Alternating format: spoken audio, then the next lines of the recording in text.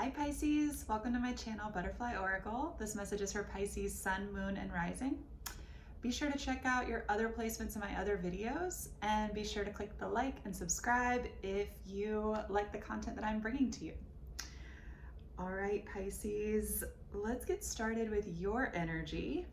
You got the 10 of Cups coming out, which is gorgeous. And in this deck, this 10 of Cups in the Moonchild deck, this points to friendships and coming together of friendships. Now, 10 of Cups can be ultimate wish fulfillment. This can be what resonates with your heart, what brings you joy, and this can pertain to a family unit. But this might be a time where you're finding that fulfillment with your friend groups. You're finding that support that you're looking for, and it's support. That support that you're looking for from your friends, from your close allies. And I'm sensing it's like a handful of two or people. Like it's a close-knit group, and that might be who you're really leaning on at this time. Because I'm getting the sense through this that there's a decision that needs to be made this month for the month of April. And in your environment, you got the Emperor and the Six of Wands. Now I'm sensing this is another person, someone who is very sure of themselves, someone who feels very victorious in their energy and feels very confident in their energy. And they are moving forward towards you is the sense that I'm getting. This could be an Aries, this could be someone older than you. This is likely someone, regardless of male or female, who's very confident in their masculine energy. And I feel like they have their sights on you. That just came through with that combination there really, really strongly. This is someone who appears very confident, likely is very confident. And see how there's a balance on this card with the Six of Wands? It's very symmetrical. There's a vibrancy to it as well. I feel like there's a lot of complexity with this person and this character, whoever this is. Now, getting into your reading, first of all, I want to talk a little bit about, before I get into it, I want to talk a little bit about the astrology going on at the time that I'm doing this recording for Pisces, specifically Pisces Ascendant. You have a lot of activity right now in your second house. You have the Sun, Venus, Mercury, and Chiron all having a party, which is a very interesting party with Chiron there. And in your second house, this is your house of possessions, tangible things, possibly property, things you own. And this is also a house of self-worth, actually. Even though all of the self-related categories are all in our first house, self-worth is considered a possession in astrology. It's in our second house. So this might be a time, especially with Chiron sitting there, where Pisces, you're doing a lot of reevaluating of your values, and maybe some stuff is coming up to the surface right now, and you're doing this excavation with Chiron, like chipping away in there. And maybe you've come across a new revelation about yourself. Maybe you're learning where things are aligned and where they're not. And maybe that's where this friend group is really coming out to play for you. And maybe that's why you're finding your joy in this group of people, because I'm sensing that you might be making decisions right now as they relate to your self-worth, like I pointed out, or as they relate to your tangible things. You know, there's so many interesting things with those planets sitting there, but your thought processes around what you value in terms of your possessions, and again, around your own self-worth, could be coming up for review right now. You might find that you're reevaluating what you value, what possessions you value, things that you used to find really valuable that you're like, I don't need this anymore. And you might find yourself purging things, but really I'm seeing it more in the head space with Mercury there, that you're just having these new thoughts about what you used to find valuable, what you used to want even. Maybe if you've had goals around tangible things, that those could be all shifting at this time, right? So getting really clear about that, and it might come up in your words, it might come up in conversations with other people, with the Ace of Swords right in the middle of your reading. This is your energy coming up in the center. And I feel like you're having enlightened truths. This also really lines up with Mercury being there. I feel like you're having enlightened truths, things that are coming to mind, things that you're finally getting clear on. Maybe this has been murky for you for a little while. And especially if it's regarding your self-worth, This could be a time where you finally gain some clarity around those things. And it might be stuff that's been deeply, deeply hidden. So at the start of the reading, you've got the Hierophant.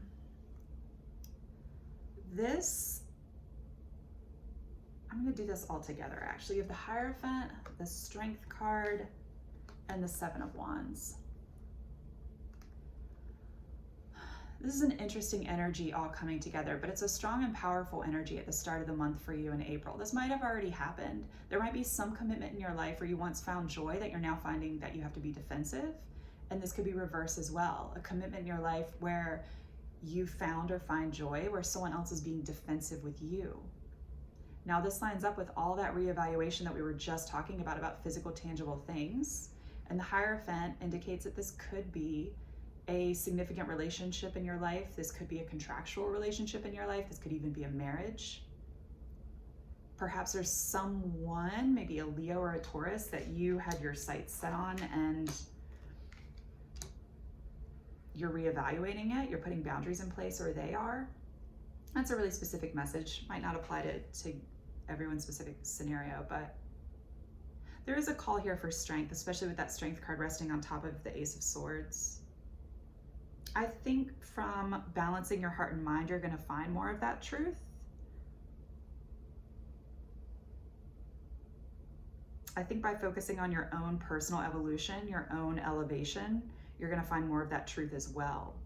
But whatever this defensiveness is with the Seven of Wands, it leads to the Five of Pentacles. So potentially some truth that comes out to light with you or from another person could leave someone feeling, I'm seeing this actually as like emotionally wounded. Like, even though it's Pentacles, I feel as though this is some change for someone, some change in the vantage point and way of looking at either yourself or themselves that leaves them just feeling a little bit more like out in the cold emotionally. Now this could be a physical change. This could be a realization that a home situation is not working for you anymore. But I'm sensing here, again with the Ace of Swords in the middle, that there's some need to make a choice, Pisces. And I think this choice is going to come down to you. And again, this could have to do with all of that second house activity, all of this around possessions, around things, around what you actually value in others, in yourself, in your things. But I like that right after the Ace of Swords, we have this Page of Pentacles. This is a new opportunity presenting itself for you. This is in the form of a message. Whenever we get pages and messages, we want to make sure that we don't miss the message, right? There's a lot of opportunity to miss messages with all of the information that we're taking in these days, especially with the internet. There's a lot of stuff that passes through our consciousness, and we want to make sure that we're seeing the messages that are intended for us and that are aligned with us. And Pisces, you're good at tapping into your feelings. So I don't, there's a call here for clarity, but I don't see that as like, I see that as happening. I don't see that as like this grand obstacle that you have to, dig for. I think that if you're tapping into those emotions, which you're good at doing, this will naturally come up for you. I think you intuitively know it. You're such an intuitive sign anyway. And then after the Page of Pentacles, we get the Hermit card. So if there is a cloudiness, if there is that Neptunian fog, there is a call here to go inside and be the hermit. From you going inside, Pisces, you have the ability to shine this light for others too. I hope you know that. And then right after that, I think that going within brings some clarity and brings something into the tangible 3D realm, some unification. I sense this as you and another person. This also could point to unification in yourself about what really does matter to you, what aligns with your heart. Sorry for for my voice right now. It's allergy season here. And I feel like this is just a beautiful coming together. This could happen at the end of April. I'm sensing that if you were dealing with someone, it could be the person you were dealing with who was being defensive at the beginning of this reading.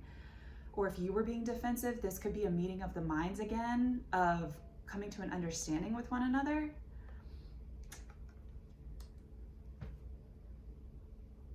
And this could also be a new person. Whatever it is, there's an indication here with death at the very end of the reading that there is a transformation in this relationship and in this relationship with yourself. There is definitely a transformation, a transmutation of this emotional space that as you process and move through these emotions and this depths, these watery depths, that you're bringing it out into your tangible reality, right underneath the Page of Pentacles.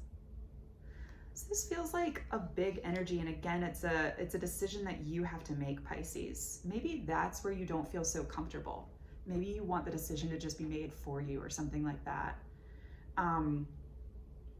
But I'm sensing that you know it, and that like you can do this. Like this is for you to do. And going back to that unification with the Two of Cups there, with yourself or with another person, on the bottom of the deck you got the Lovers, which is always a card of unification. It's also a card of making a choice, making a decision. And again, this can be unification that is within ourselves, bringing together parts of ourselves that maybe we've compartmentalized and unifying them, integrating these pieces into the whole. And that's a part of our evolutionary journey. Or this is unification with another person coming together.